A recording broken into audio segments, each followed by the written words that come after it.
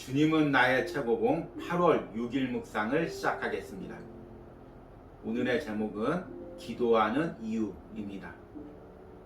오늘의 말씀을 읽겠습니다. 요한복음 16장 26절입니다. 그날에 너희가 내 이름으로 구할 것이요 내가 너희를 위하여 아버지께 구하겠다는 말이 아니니. 아멘. 지난 3일간은 주님은 나의 최고봉 묵상을 통해서 저자가 생애의 마지막 해인 1917년에 이집트 군막사에서 군인들에게 전한 설교의 내용을 묵상했습니다. 우리가 하나님의 군사로서, 하나님의 동료로서 내 야망을 이루기 위해서가 아니라 하나님의 계획 속에 우리 인생을 살아가야 된다고 말씀을 드렸습니다. 이 과정에서 주님과의 관계가 중요하고, 무엇보다도 때로는 우리가 원하는 목적지가 아닐지라도 그 당황하는 속에서도 주님을 끝까지 신뢰해야 한다는 말씀을 묵상했습니다. 그런데 오늘 묵상이 아주 절묘하게 마지막 묵상이 어제의 묵상과 이어짐을 보게 됩니다. 어제 묵상의 제목은 당황케 하는 하나님의 부르심입니다. 우리가 신앙생활 하다가 또 주일을 감당하다가 전혀 내가 예상치 못한 당황스러운 사건들을 맞닥뜨리게 됩니다. 그때 어떻게 우리가 반응하느냐에 따라서 우리가 하나님의 동료이고 군사인지가 검증된다고 말씀을 드렸습니다. 그런데 이것이 기도에도 그대로 적용이 됩니다.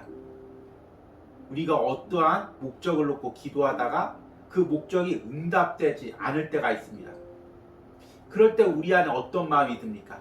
당혹함, 거절감, 그리고 실망감, 이런 감정들이 듭니다.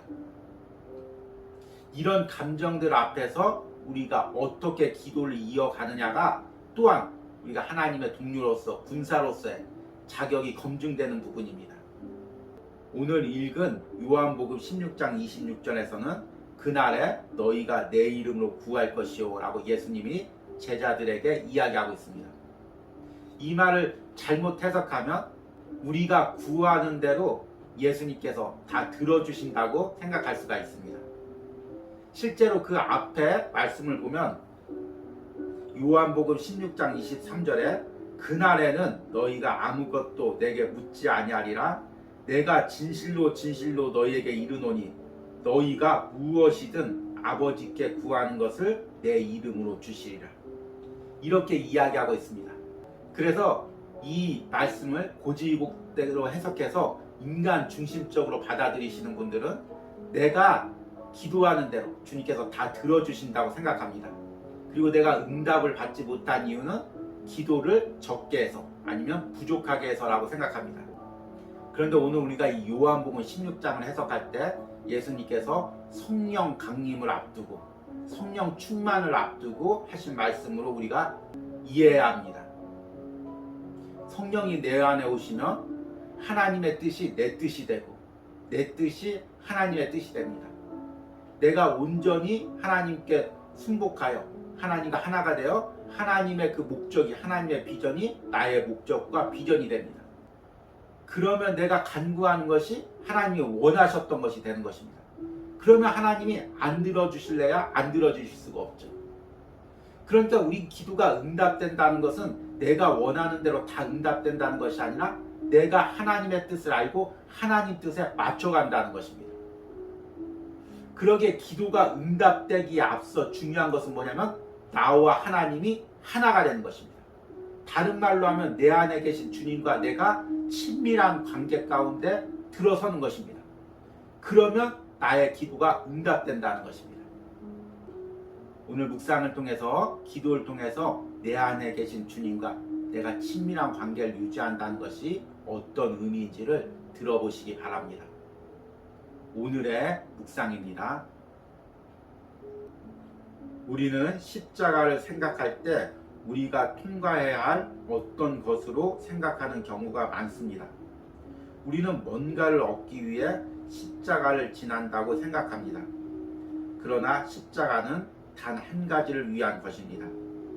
그것은 우리로 온전히 그리고 완벽하게 절대적으로 주 예수 그리스도와 하나가 되게 하는 것입니다.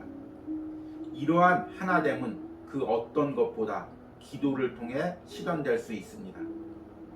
구하기 전에 너희에게 있어야 할 것을 하나님 너희 아버지께서 아시느니라. 그렇다면 왜 구합니까? 기도의 개념은 하나님께로부터 어떤 응답을 얻기 위함이 아닙니다. 기도는 하나님과 온전하게 하나가 되는 것입니다. 만일 우리가 응답을 원하여 기도한다면 우리는 하나님과의 관계에서 허탈감을 느낄 수 있습니다. 응답은 언제나 옵니다. 그러나 항상 우리가 원하는 대로 오는 것이 아닙니다. 우리의 영적 허탈감은 우리가 기도를 통해 주님과 하나가 되는 것을 거절했다는 사실을 보여줄 뿐입니다. 우리는 하나님이 우리의 기도에 응답하신다는 사실을 증명하기 위해 존재하는 것이 아니라 하나님의 은혜에 살아있는 증거품으로 이 땅에 존재합니다. 그날에 내가 너희를 위하여 아버지께 구하겠다는 말이 아니니 아버지께서 친히 너희를 사랑하심이라. 당신은 주 예수 그리스도의 기도로 인해 당신이 기도할 수 있다는 사실을 깨달을 만큼 하나님과 친밀합니까? 주님의 대속의 삶이 당신의 생동력 있는 삶이 되고 있습니까? 그날에 당신은 예수님과 너무나 일치가 되어 주님과 당신 사이에 구별이 없을 것입니다. 기도가 응답되지 않는 것 같을 때 다른 사람에게 구실을 찾아 비난하려는 자세를 주의하십시오. 이것이 언제나 사탄의 올무입니다. 응답되지 않는 기도를 통해 언제나 다른 사람이 아닌 바로 당신에게 깊은 교훈을 주시려는 하나님의 뜻이 있음을 발견하게 될 것입니다. 아멘. 여러분은 오랜 기간 기도했던 기도 제목이 응답되지 않은 것을 경험한 적 있습니까? 그때 감정이 어땠습니까? 저 역시 이런 비슷한 경우가 있습니다. 아내와 함께 한 가지 목표를 놓고 오랜 기간 기도했는데 그것이 기도가 되지 않아 낙심했던 기억이 있습니다. 그때 제 안에 찾아왔던 감정 중에 하나가 바로 이 허탈감입니다. 아, 이렇게 기도했는데도 하나님께서 안 들어주셨구나. 그리고 같이 찾아왔던 감정이 거절감이었습니다. 다른 사람은 조금만 기도해도 하나님이 잘 들어주시는데 왜 나는 그렇게 하나님께 오랜 기간 기도했는데 들어주시지 않았을까? 하나님이 내 기도는 들어주지 않는 걸까? 이런 거절감을 느꼈던 기억이 있습니다. 그런데 돌이켜보면 그 기도의 기간 동안 하나님께서 그 기도 제목을 통해서 만나주셨고 또 그 기도를 통해서 하나님과 친밀한 관계를 누릴 수 있게 해주셨습니다. 그런데 개인적으로 생각할 때 그 하나님과 누렸던 친밀한 관계가 중요한 것이 아니라 기도에서 그 기도 제목이 응답된 것에만 초점을 맞추고 있었습니다. 그러니 인간적인 관점에서는 하나님이 기도에 응답해주지 않았다고 생각하고 거절감을 느끼고 허탈감을 느꼈던 것입니다. 우리의 기도의 목적이 이 땅에서 어떠한 특별한 목적을 위해서 기도할 때 이런 허탈감과 거절감을 느낄 수가 있습니다. 저자가 이 부분을 이렇게 이야기합니다. 구하기 전에 너희에게 있어야 할 것을 하나님 너희 아버지께서 아시느니라.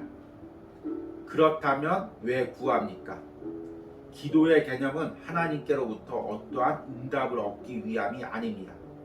기도는 하나님과 온전하게 하나가 되는 것입니다. 우리가 기도하는 궁극적인 목적은 그 기도의 제목이 응답되는 것이 목적이 아니라 그 기도의 과정을 통해서 내가 하나님과 하나가 되는 것입니다. 그리고 우리의 기도의 제목이 세상에서 무언가를 이루기 위한 목적이 되었을 때 어떤 결과가 나오는지를 저자가 이렇게 이야기합니다.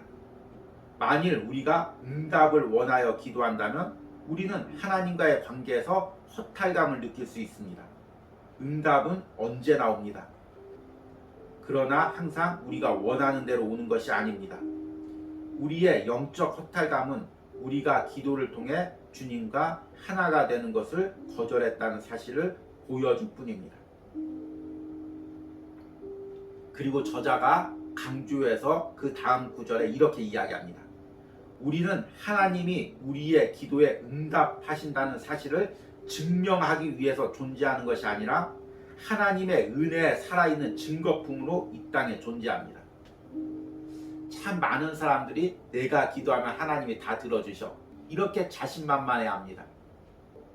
그러나 저자가 분명히 이야기합니다. 우리가 그리스도인으로 존재하는 것은 내 기도를 하나님이 들어주신다는 것을 증명하기 위해서, 그것을 자랑하기 위해서 존재하는 것이 아닙니다. 내 삶을 통해서 내가 하나님과 친밀한 은혜 속에 살고 있는 것을 내 자신이 느끼고 다른 사람들에게 보여주기 위해서 우리가 존재하는 것입니다. 기도는 바로 이렇게 하나님과의 친밀한 관계 속에 들어가는 아주 중요한 수단인 것입니다. 이렇게 이야기를 해도 저 역시, 그리고 여러분 역시 기도가 응답되지 않을 때는 낙심할 수밖에 없습니다. 인간이기 때문이죠.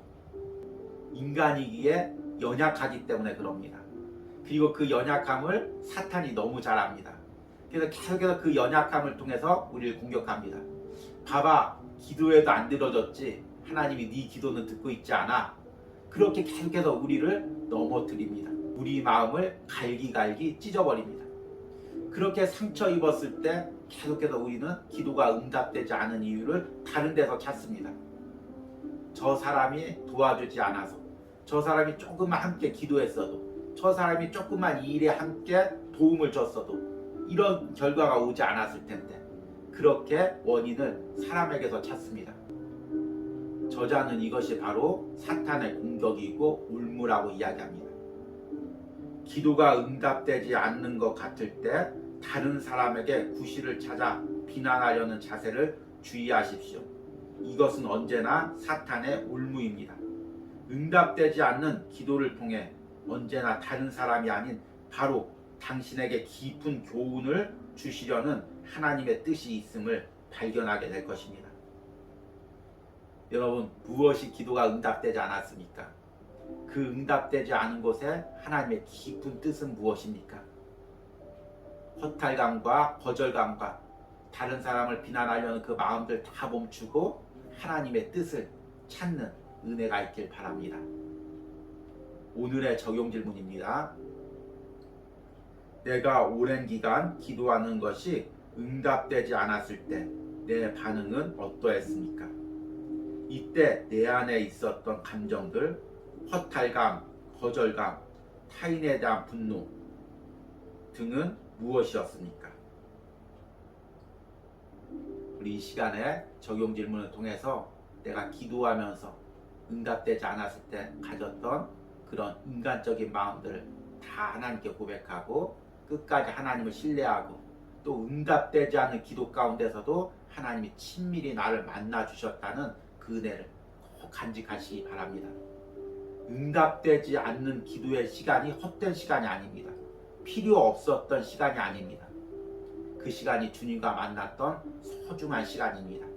그 시간을 잘 간직하시기 바랍니다. 그리고 또 희망과 소망으로 하나님 앞에 친밀함으로 기도하며 나가는 은혜가 있길 바랍니다. 함께 기도하시겠습니다. 주님, 오늘 묵상을 하면서 주님 앞에 기도를 했다가 응답이 되지 않아 낙담과 거절감과 허탈감에 빠져있는 많은 영혼들을 주님 위로하여 주시고 다시금 소망을 주시옵소서. 주님, 그리고 세상 것을 위하여 기도했던 우리의 연약한 마음을 깨닫게 하시고 먼저 기도를 통해서 주님과의 친밀함에 들어갈 수 있는 은혜를 허락하여 주시옵소서. 세상에 어떤 기도의 제목이 이루어지는 것보다 기도를 통해서 주님과 친밀한 관계를 누리는 시간들이 가장 소중한 것임을 오늘 묵상을 통해서 깨닫게 하시고 그 소중한 시간으로 들어갈 수 있는 은혜를 허락하여 주시옵소서. 예수님의 이름으로 기도했습니다. 아멘.